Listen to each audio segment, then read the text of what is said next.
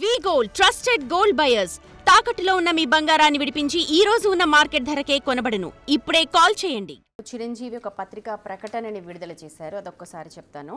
September 20 జరిగిన Andhra Pradesh assembly సమావేశంలో శాసనసభ్యులు కామినేని శ్రీనివాస్ గారు మాట్లాడిన అంశంపై గౌరవ శాసనసభ్యులు నందమూరి బాలకృష్ణ గారు స్పందిస్తూ మాట్లాడిన మాటల్లో నా పేరు ప్రస్తావనకి రావడం జరిగింది. అసెంబ్లీ వేదికగా శ్రీ బాలకృష్ణ గారు మాట్లాడుతూ కామినేని శ్రీనివాస్ గారు చెప్పినట్టు చిరంజీవి గారు గట్టిగా అడిగితే అప్పుడు ఆయన వచ్చాడు అన్నది అబద్ధం, గట్టిగా ఎవరు అడగలేదు అక్కడ అంటూ ఆయనంత పెద్దగా గట్టిగా చెబితే ఈయన దిగొచ్చాడంట, లేకపోతే సినిమాటోగ్రఫీ మినిస్టర్ను కలవాడంట అంటూ ఒకంత వ్యంగ్యంగా చెప్పడాన్ని నేను టీవీ ఛానల్లో చూశాను. ఈ అంశంలో నా పేరు ప్రస్తావనకి వచ్చింది కనుక నేను ప్రజలకు వివరణ ఇవ్వదలుచుకున్నాను. రాష్ట్రంలో వైఎస్ జగన్మోహన్ రెడ్డి గారి ప్రభుత్వం ఉన్నప్పుడు తెలుగు సినీ పరిశ్రమకు చెందిన కొందరు నిర్మాతలు, దర్శకులు, ఫిలిం ఛాంబర్ ప్రతినిధులు తన వద్దకు వచ్చి సినీ పరిశ్రమ నిర్మాణ వ్యయం పెరుగుతున్న దృష్ట్యా సినిమా టికెట్ల ధరల పెంపుదల గురించి రాష్ట్ర ప్రభుత్వంతో మాట్లాడితే బాగుంటుంది అని చెప్పి అందుకు నన్ను చొరవ తీసుకోవాలని కోరారు. అప్పుడు నన్ను కలిసిన వారిలో రాజమౌళి, కొరటాల, అలాగే త్రివిక్రమ్, మహేష్, ఎన్టీ రామారావు, డివి దానయ్య, మైత్రి మూవీస్, ఇంకా 2-3 ప్రముఖులు ఉన్నారు. వారి సూచనలతో నేను అప్పటి సినిమాటోగ్రఫీ మంత్రి పేర్ని నాని గారితో ఫోన్లో మాట్లాడాను. టికెట్ల ధర నియంత్రణతో వాళ్ళతో మాట్లాడాల్సి వచ్చింది. ఆ తర్వాత ఓ రోజు మంత్రి గారు ఫోన్ చేసి ముఖ్యమంత్రి గారు ముందు మీతో 1-to-1 కలుస్తానని చెప్పారు, లంచ్కి రావాలని చెప్పారని డేట్ ఇచ్చారు. అయితే ముఖ్యమంత్రి ఆహ్వానం మేరకే, ఇక్కడ మనం అండర్లైన్ చేసుకోవాల్సింది, ఆహ్వానం మేరకే నేను ఆయన నివాసానికి వెళ్ళాను. నన్ను వారు సాదరంగా ఆహ్వానించారు. లంచ్ చేస్తున్న టైంలోనే నేను సినీ పరిశ్రమ ఇబ్బందుల్ని వారికి వివరించాను. ఇండస్ట్రీకి మీకు మధ్య గ్యాప్ ఉందని అందరూ అనుకుంటున్నారు, సమయం ఇస్తే అందరం కలిసి వస్తామని చెప్పాను. కొన్ని రోజుల తర్వాత మళ్ళీ పేర్ని నానిగారు నాకు ఫోన్ చేసి కోవిడ్ సెకండ్ ఫేజ్ కొనసాగుతోంది కాబట్టి 5 మాత్రమే వస్తే బాగుంటుంది అని చెప్పారు. నేను ఇప్పుడు 10 మందిని తీసుకొస్తామని చెప్తే సరేనని కూడా అన్నారు. డేట్ ఫిక్స్ చేశాం. అప్పుడు నేను బాలకృష్ణ గారికి ఫోన్ ద్వారా సంప్రదించాను. అయితే ఆయన అందుబాటులో రాలేదు.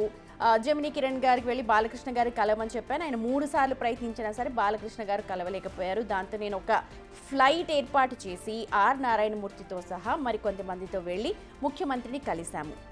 ఆ సమయంలో నేను ముఖ్యమంత్రి గారితో సినీ పరిశ్రమ ఎదుర్కొంటున్న ఇబ్బందుల్ని వివరించాను అని అన్నారు. అయితే మొత్తం దీని ద్వారా ఇటు నిర్మాతలకు, అటు డిస్ట్రిబ్యూటర్లకు, ఎగ్జిబిటర్లకు లాభం చేకూరింది. నేను రాష్ట్ర ముఖ్యమంత్రితోనైనా సామాన్యుడితోనైనా నా సహజ సిద్ధమైన ధోరణిలోనే గౌరవం ఇచ్చి పుచ్చుకునే విధానంలో మాట్లాడతాను. నేను ప్రస్తుతం ఇండియాలో లేను కనుక పత్రికా ప్రకటన ద్వారా ఈ వాస్తవాన్ని తెలియజేస్తున్నాను. అప్పుడు జరిగింది, ఎందుకంటే ఆ సందర్భంలో జరిగిన వాస్తవాలని ఆయన ఒక పత్రికా ప్రకటన ద్వారా మనకు తెలియజేశారు. జగన్మోహన్ రెడ్డి సైకో అనడం ద్వారా నార్మల్ టైంలో అనడం వేరు, కాంటెక్స్ట్ వేరు. కాంటెక్స్ట్ ఏంటంటే సినీ ప్రముఖులు కలవడం అనే అంశం ఆధారంగా అన్నారు. సినీ ప్రముఖులందరినీ అవమానించినట్లు, అందుకే చిరంజీవి గారు రియాక్ట్ అయ్యారు. చిరంజీవి గారు ఎందుకు రియాక్ట్ అవుతారు?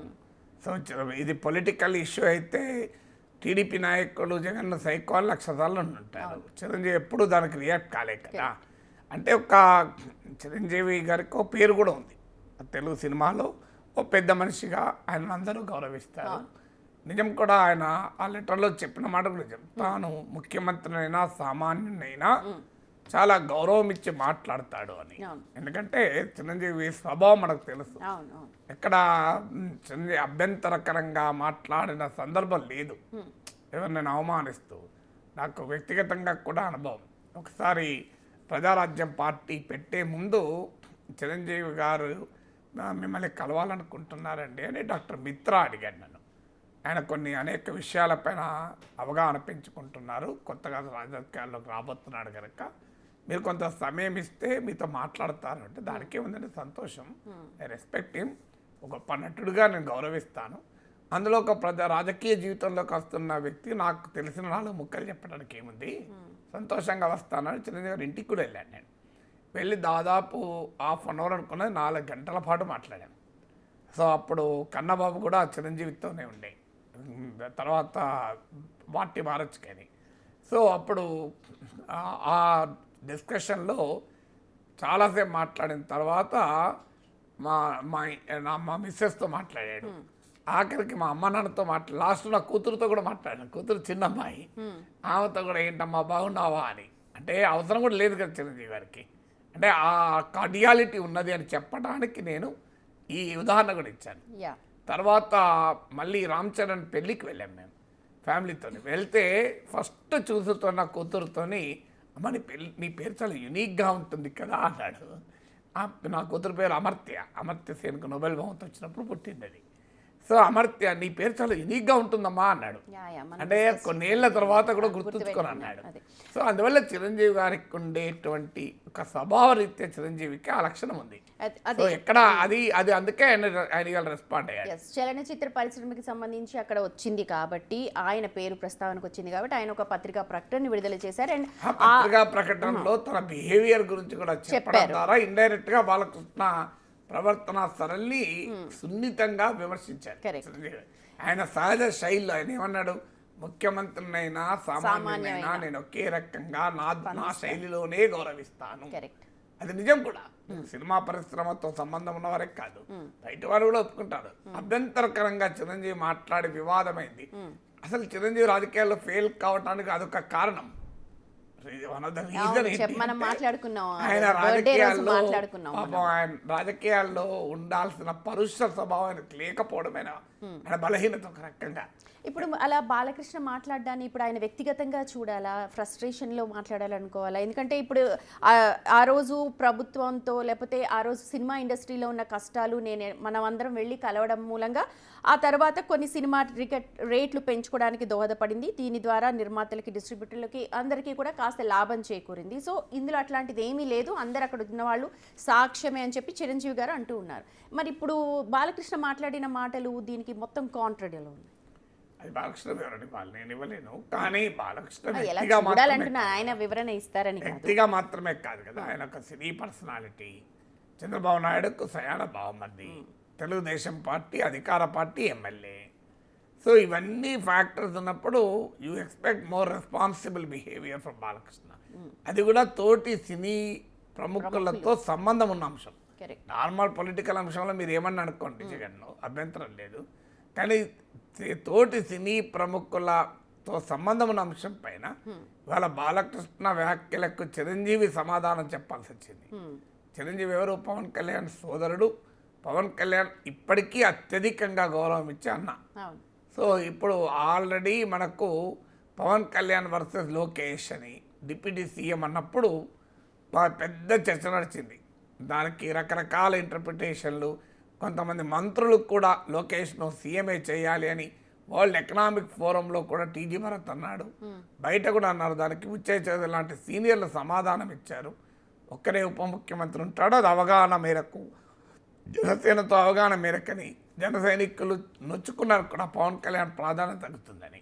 సో ఆల్రెడీ ఆ చర్చ అంతా నడిచింది, పవన్ కళ్యాణ్ వర్సెస్ లోకేష్ అని. ఇప్పుడు కొత్తగా బాలకృష్ణ వర్సెస్ చిరంజీవి అని. ఈ తెలుగుదేశం పార్టీకి బలాన్ని చేకూరుస్తుందా ఇది? అందువల్ల కొన్ని విషయాల్లో ఇతరులతో సంబంధం ఉన్నప్పుడు ఉందాగా వ్యవహరించడం అనేది మరీ ముఖ్యమవుతుంది కదా. ఒక ఫ్రస్ట్రేషన్లో మాట్లాడారు అని అనుకోవడానికి ఏమైనా ఉందా? అది నేను ఎలా చెప్పగలుగుతాను, నాకు సంబంధం అంశం కదా. ఆయనతో నేనే పర్సనల్గా మాట్లాడినప్పుడు నేను అలా స్వీపింగ్ జనరలైజేషన్స్ ఎప్పుడు చేయను. ఆయన ఫ్రస్ట్రేషన్ ఉంది అని నేను ఎట్లా కామెంట్ చేస్తాను? బయట కూడా అలా మాట్లాడారు అన్నారు కదా, అందుకని మై వే ఆఫ్ అనాలిసిస్. నేను ఎవరిని అట్లా వ్యక్తిగతంగా వ్యాఖ్యానించను. వాడు ఆయన అన్న మాటల పైన కామెంట్ చేయగలను, కానీ ఆయన ఫ్రస్ట్రేషన్తో అన్నాడా లేదా అన్న నాకు సంబంధం అవసరం. Okay, right.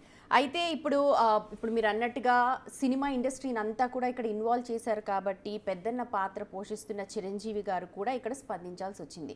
అండ్ ఆ మాటలు ఇప్పుడు ఆ రోజు జరిగిన సన్నివేశం ఏంటి అన్నది ఆ రోజు ఆయన పాల్గొనలేదు ఆ మీటింగ్లో. ఎందుకంటే 3 సార్లు ఇప్పుడు ఇక్కడ ఆయన క్లియర్గా రాశారు, వేరే వ్యక్తిని కూడా పంపించాము కానీ అందుబాటులో లేని కారణంగా మేమే వెళ్లాల్సి వచ్చింది అని చెప్పి కూడా ఇక్కడ క్లియర్గా రాశారు. జరిగిన సన్నివేశాలన్నీ కూడా చాలా క్లియర్గా చెప్పడంలో ఉద్దేశం మీరు అన్నట్టుగా అక్కడ జరిగింది ఇది అని చెప్పడమే అని అనుకోవాలా? ఇప్పుడు కలిసింది ముఖ్యమంత్రిని, కలిసిన వారు సినిమా ప్రముఖులు, దానిపైన మరో సినిమా ప్రముఖుడు కామెంట్ చేసినప్పుడు ఉన్నట్టు వాస్తవాలు ప్రజల ముందు ఉంచడం చాలా బాధ్యత అనుకున్నాడు కనుక బాధ్యతగా చెప్పాడు. ఎందుకంటే ఇప్పుడు కొంత లాంగ్వేజ్, ఇప్పుడు ఉదాహరణకు జర్నలిజంలో మనం ఎవరికి గారు అనడం. చాలామంది నాకు ఫోన్ చేసి మీరు ముఖ్యమంత్రిని గారం లేదు అంటే, జగన్మోహన్ రెడ్డి ముఖ్యమంత్రిగా ఉన్నప్పుడు ఒక అభిమాని, వైసీపీ అభిమాని నాతో గొడవ పెట్టుకుని ఫోన్ చేసి మీరు జగన్మోహన్ రెడ్డి గారు అంటలేరు అని. నేను అప్పటికప్పుడు సాక్షి పెట్టి ఆయనకి వినిపించాను, అయ్యా నీ సాక్షి టీవీలోనే జగన్మోహన్ రెడ్డి గారు అంటలేరు, మరి అంటే భారత్ గారికి గౌరవం లేదా జగన్ అంటే అన్న. ఇప్పుడు చెప్పండి నాకు, మీ సాక్షి పేపర్లోనే జగన్మోహన్ రెడ్డి గారని రాస్తలేరు, సాక్షి టీవీలోనే జగన్మోహన్ రెడ్డి అని అంటున్నారు, గారని ఎక్కడ అంటలేరు. జర్నలిజంలో ఒక సూత్రమయ్యా, గారులు స్త్రీలు శ్రీమతులు వాడరు. Correct. That is the principle of journalism. అవును. అయినా మేము కొన్నిసార్లు కొంత ఇప్పుడు గారు అని అంటాం. ఇప్పుడు ఎందుకు కొన్ని చర్చ సందర్భాల్లో. కానీ వాస్తవంగా జర్నలిజంలో నరేంద్ర మోడీ అని అంటాం, అంటాం. నరేంద్ర మోడీ గారు అనం. అవును. ఎందుకంటే that is the principle of journalism. చాలా మంది తెలియక మీరు గౌరవిస్తలేరంట. అందువల్ల కొన్నిటికి కొంత ఎక్స్పెక్టేషన్స్ పీపుల్ విల్ హ్యావ్ కదా. కరెక్ట్. ఎందుకంటే ఇది మామూలు వ్యక్తులు వెళ్ళలేదు. ఇప్పుడు చిరంజీవి ఇచ్చిన లిస్టులో చిరంజీవి మామూలు వ్యక్తి కాదు కదా. నేనేమి బాలకృష్ణను చిరంజీవిని పోల్చడం లేదు, కానీ Chiranjeevi definitely towering actor, Telugu సినీ పరిశ్రమలో ఒక లెజెండ్.